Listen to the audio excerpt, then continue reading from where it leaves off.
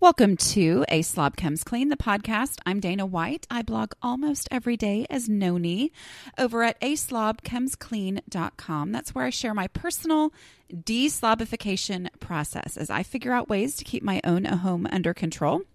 I share the truth about cleaning and organizing strategies that actually work in real life for real people who don't necessarily like cleaning and organizing. Thanks for joining me today. This is podcast number 81, and I'm calling it Visibility, Visibility, Visibility. I bet you can't guess what we're going to talk about. Visibility.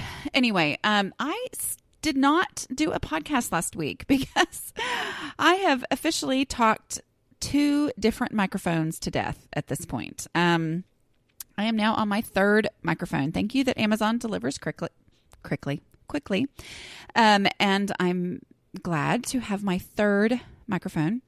And speaking of microphones dying and me having to buy new ones, if you would like to be a patron of this show, you can go to patreon.com/aslobcomesclean or look for the link in the show notes for this podcast or at the top of aslobcomesclean.com/podcasts with an S. At the end of the show, those of you that are already patrons at the $3 and $5 level, I will let you know when our next Google Hangout is going to be. That's private just for patrons. Okay. Another thing too, before I get started, as I mentioned last podcast, I am very excited that my book release has been moved up, which means that they liked it. There are edits to do, but not huge ones. So anyway, it's going to be released November 8th. It was supposed to be in January of 17, and now it's going to be in November. So that's very exciting. But I am going to have to take down 28 Days to Hope for Your Home as an ebook on March 1st. So that makes my heart just hurt. But if you have thought about getting it, but you haven't, you need to do that now. So it just so happens to be on sale through the end of January as a combination with Drowning in Clutter for $5. So normally $5 is the cost of one ebook. So that's a good deal. Okay, so we're talking about visibility. Here's what this means. For some strange, bizarre reason, my natural inclination and the inclination of a lot of people like me is that when we need to clean or we get inspired to clean or we suddenly have cleaning energy, which is what I used to just completely depend upon, meaning it did not happen if I didn't have this burst of unexplainable cleaning energy. The natural inclination is to head to the linen closet or a junk drawer or some other space that is kind of sort of invisible. I mean, like you just don't see it on a regular basis. And here's the thing. That just used to happen. I have figured out that the reason that happens partly is just being overwhelmed with the overall. And so it seems that those closed up spaces feel a little more controlled. The linen closet has a very designated purpose because nothing else really goes in there, And I know not everybody has a linen closet, but I'm just using this as an example. Probably most people listening have a junk drawer. Let's use that as an example. So the junk drawer, even though, it's a junk drawer, and I'm sure a super duper organized person would have some other name for it. I don't know. But for me, it's just kind of a catch-all. If I don't know where something should be or whatever, I know to go look in the junk drawer. It's just kind of, but it's a closed, small, controllable space. And here's the thing. If I can declutter that closed and controlled space, then I can feel like it's going to stay decluttered. It's not visible. It's not something we use all the time. Your living room sofa, you use all the time. Your kitchen table, you use or should use all the time. I mean, those are things that you use all the time. Therefore, they get cluttered super duper easily, but they also hinder my life when they're cluttered. If my kitchen table is covered in stuff and unusable, it's messing up my life. Okay. Where a closed off space, I don't use it all the time. And so it seems like a good idea because maybe it's actually going to stay decluttered, but it does not improve my overall everyday function of life of me and my family. Okay. So, I'm going to tell you a little story about normal people. Normal people, if you're new around here, is what I call people who are not slobs. Just so we all understand, there's no such thing as normal, and who wants to be normal anyway? But it's just one of those things I say. So, normal people, meaning people who don't struggle, like, what is wrong with me with all this kind of stuff?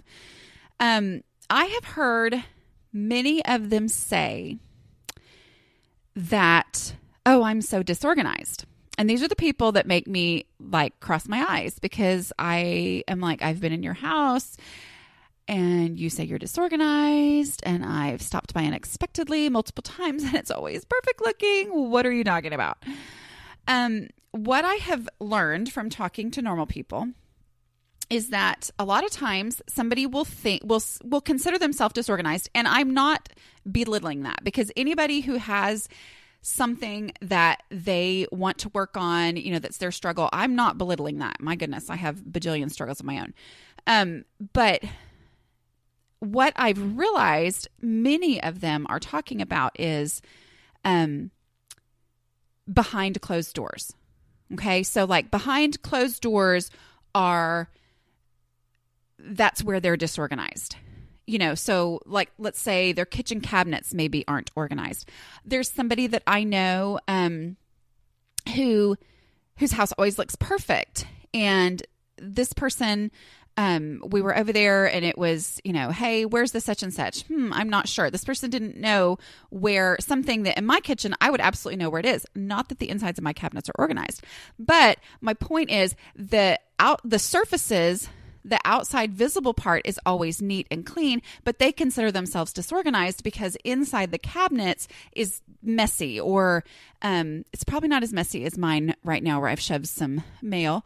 But for them, they're like, oh, well, I'm behind my cabinet doors, I'm very disorganized. Well,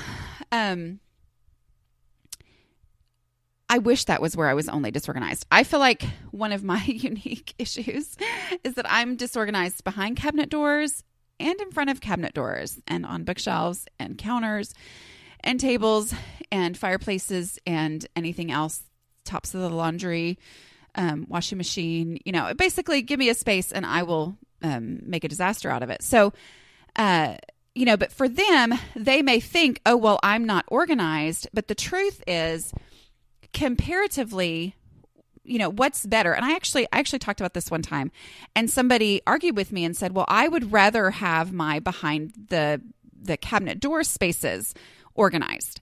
And I'm like, that's great. But let's just talk about percentages. Let's just do the math. I mean, here I am, the non-math person. Let's just do some math here. Okay.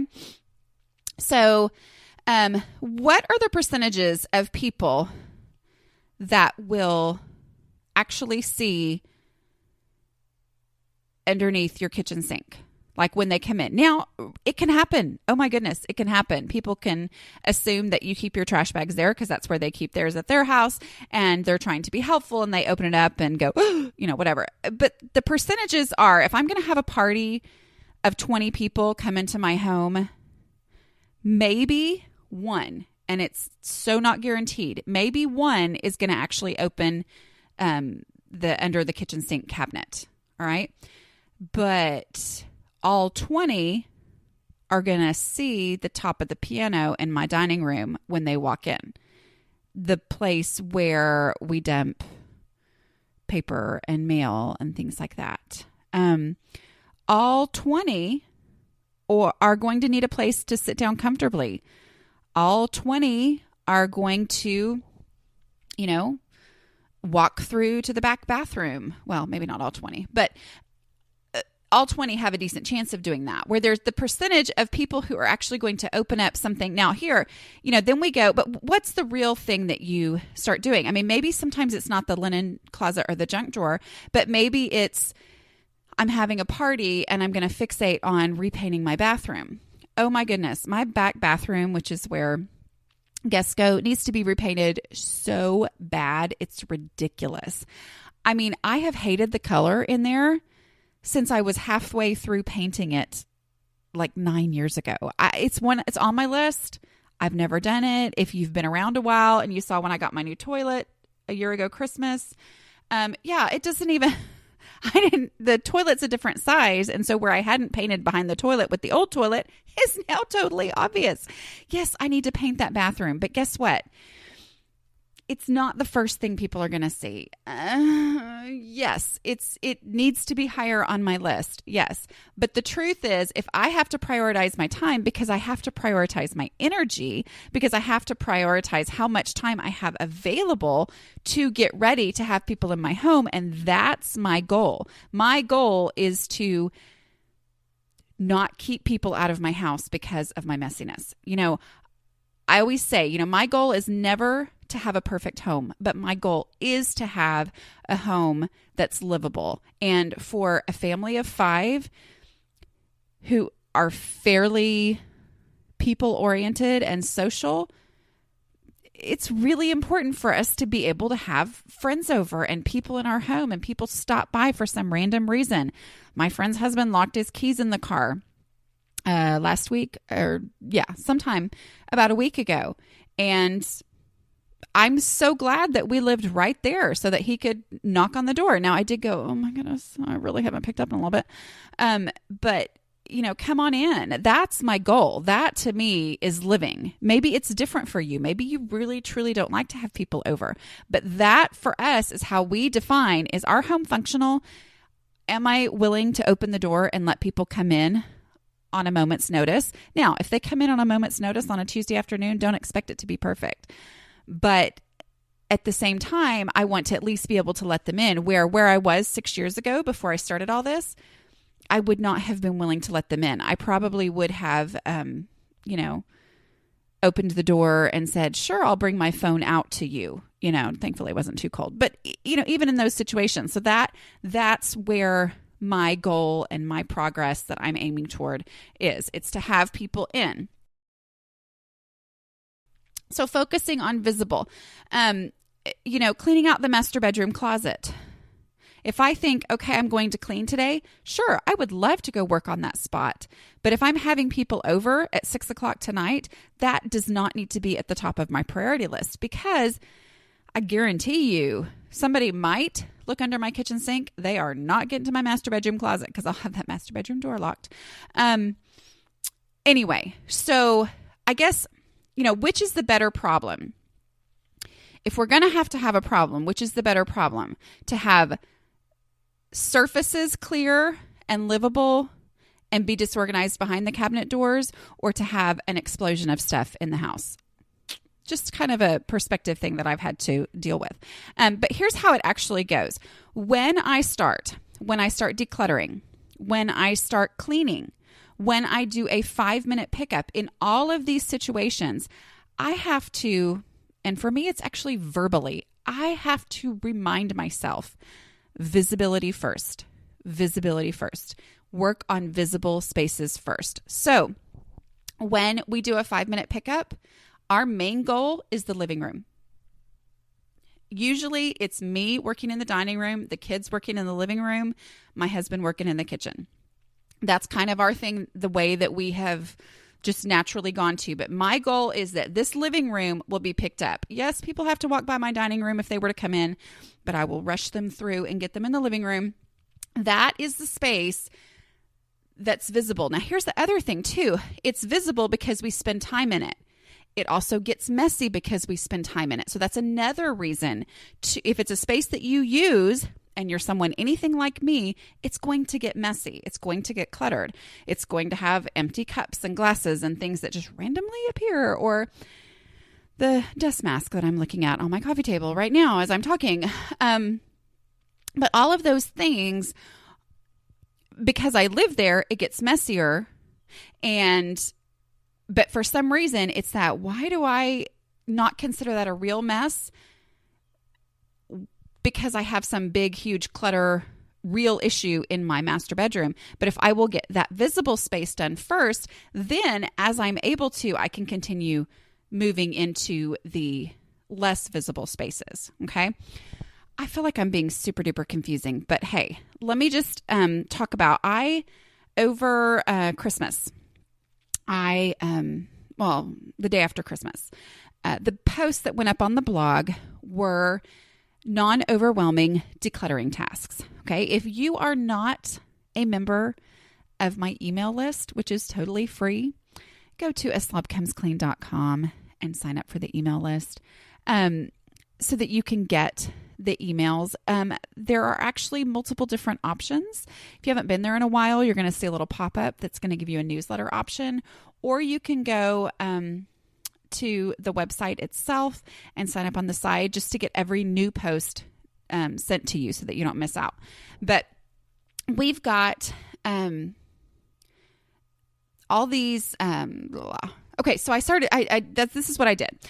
Non-overwhelming decluttering tasks. Okay, meaning sometimes we think, I need to declutter. I don't know where to start. Okay, but the different tasks were: day one, throw stuff away. Go through throwing away flat out trash, but then start looking for broken stuff that's not worth donating, stuff that you go, oh, wait a minute, why do I have this? But the goal is to always go in the order of visibility. Start by standing at your front door and saying, what is it that people see? I don't see it because I live here and I don't even notice these things. But if I stand at my front door and I look around through the eyes of someone else who, is just seeing this for the first or random time, start with what's visible, then go. And as you have more energy, as you have more time than you thought you did, then you go into, okay, I've done all the visible spaces. I did my living area. I did the dining room, the kitchen, and now I'm going to go and do surfaces, the visible parts in the bedrooms. Okay. And then as I get through those, if I still have more time, depending on how much time you're devoting to this, then you go and start opening up cabinets or opening up drawers and start pulling out trash. So it's going always in order of visibility. And here is the reason for that. If you will go in the order of visibility, when you're done, at whatever point, whether you started and 5 minutes later, your kids had a bloody nose and you had to stop, or you ended up going 5 hours, whatever amount of time you had to give, you have progress. Okay, because you're focusing on starting somewhere visible, and your house overall makes you go, oh, it looks better. I did something today. Okay. And people like me know that that's really important. The second day was procrasticlutter. Okay. That's a word that I've made up, procrasticlutter. What that means is the stuff that you don't see, because you think in your mind, oh, well, of course I'm going to get to that. Well, of course I'm going to pick up those glasses off the table next to the recliner. Of course I'm going to pick those up. And so you think, well, I'm going to go do something else during this designated cleaning time instead of doing the stuff that you're like, well, obviously that needs to be done. And of course I have to do that eventually. So I'm going to do something else that I wouldn't just naturally do. Instead, to go with visibility, because usually those things don't take very long. But again, you've put energy and effort and time into this, and whatever point you're done, your house looks better. At whatever point you're done, your house looks better. Okay. And that is the goal. And then after you go through that, then you move to less visible spaces to work on those. I know it goes against everything in me. I think this is honestly one of those real, I don't know if breaking point is the word, but one of those big differences between people whose homes are generally under control and people like me, is the visibility thing, is focusing on the wrong thing first. Focus on what's visible first. Part of what I talk about is slob vision. If someone doesn't have slob vision, that means they see those cups on the table next to the recliner and they see them as out of place as soon as they're there and they move them. People like us, we don't see that. We have slob vision. It just looks normal to us. So it takes that moment of, okay, I'm going to work and clean up. then for some reason we see them and don't do anything about it because we think, oh, well, that's not a big enough impact kind of a thing. But truly what will make the most impact is focusing on visibility. Okay. So it goes with the okay, what was the other stuff? Procrasticlutter. And then the next day was, oh my goodness. Make it fit. I know. The container concept that I have talked through many, many times. The container concept is I can only have in my home what will fit in my home. If I have books that need to go on a bookshelf, I can only keep the number that will actually fit on my bookshelf. Everything is a container. A container is meant to contain. That means it's a natural limit to determine how much I can keep of this without it spilling over and getting out of control. If I keep too much, then it's naturally clutter. That's what it is. If it's on the bookshelf and there's only the number of books on there, then they're books on a bookshelf. If I have more books than can fit on the bookshelf, then the ones that don't fit are clutter. Yeah, there's other podcasts on that go into way more detail. But the basic point was to go through and start looking at my spaces in my home, because I don't just consider like little plastic buckets to be containers. I consider every shelf, every cabinet, everything in my home is a container, and it determines how much can stay in there. So as I do that, I need to go in order of visibility. So I say, okay, here I am in my living room, and I look around and I say, what is spilling out of its container? Oh, I don't know. Maybe it's all the DVDs or something on the TV stand that my kids got out. Well, I go and I put them away, but I find that, you know what? I actually don't have room to put these away because there's so many. Well, then I declutter and just pull out the number of things that will allow everything else to fit in there and close comfortably. Okay. So I'm not doing a deep declutter at this point. I'm focusing on visible impact in my home. So I'm going with what's visible, what is visibly spilling out of its container, and I'm going to declutter down to the point just where it fits in its container. Okay. So for me, it was my pots and pans in my kitchen. My cabinet was not closing all the way. And so those pots and pans were overflowing their container. I had too many. And I looked in there and I said, okay, I just want this cabinet to be able to close. That's my goal for today. Yes, I could probably pull everything out, scrub it all down, whatever. But instead, I just need to get this cabinet door to close. So I look in there and I see, oh yeah, there's this skillet that I never, ever, ever, ever use, because it's totally the skillet's fault that it burns everything. It's not me burning it, it's the skillet. But anyway, I'm going to get rid of that skillet. And look, these lids, look, this lid fits both of these pots that I never use a lid on anyway. So I really don't need a lid for each one of them. So I, took out just enough that, oh, okay, well now the cabinet door closes. So I made it fit, but I focus on visibility first. And then obviously same rule. If I've gone through my house and I've made things visible fit, well, then I go to the next level of visibility. I go, to my kids' bedrooms. I go to places that guests don't go. And then eventually I can make huge progress. And here's the thing is people say, well, how do I ever get to the the deep stuff or whatever? If you're going to do it again, like let's say you did Make It Fit the week after Christmas, and you're going to go back and do Make It Fit again.